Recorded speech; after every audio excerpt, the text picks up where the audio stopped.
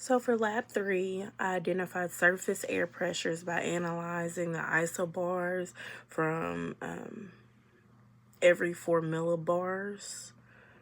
And I was able to identify high and low pressures. The high pressures were at 1,024, and it's this yellow area. And then my low pressures were at 1,008, which is this little area.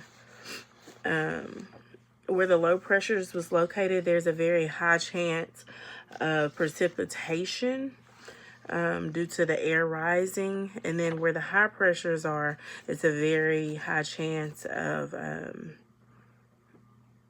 dry weather due to the air sinking and evaporating. So the 2 to 3 sentences describing the information that's on your map. This map, my first one is that this map shows surface air pressures in the U.S. And then my second one talks about how the green is where the rain would most likely be, and the yellow is where where it would most likely be dry. So the green area reveals the area with the low pressures and rain snow, while the yellow area reveals the area with high pressure and clear skies.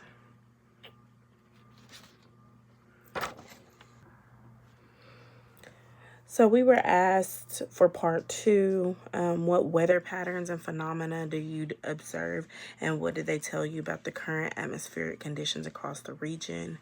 What I observed was in the low area, there was either rain or snow present. And our surface map shows us that the snow was the blue areas like this, and then that's a low area, a low air pressure area. And then also you have some low air pressure over here where you can see the green, which is rainfall.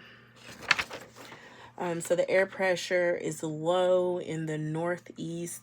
This map shows snowfall in the northeast area.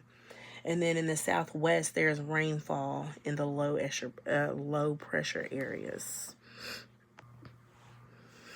So I chose KLTV for March 4th, 2025 at 5 o'clock p.m. That was right after the storm that we had. She talked about the high pressures and low pressures, which is relatable to our module, where we discussed that in part 1 and part 2 of this lab, and then even in the module within itself. So I was able to see the high and low pressures for this forecast of weather. And then I was also able to, she talked a lot about the wind gusts because there were tornadoes going on. So the wind gusts played a high, had a high impact on the weather.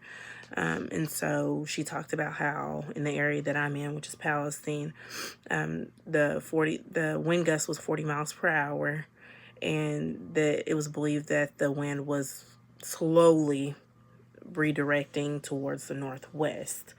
I was able to see the rain represented by the green, which we talked about in this lab. And I could see that it was moving kind of southeast. And so there were a lot of comparisons from doing this lab and reading the module, and then going back and looking at that and being able to compare it and see the similarities and how everything kind of comes together. So thank you.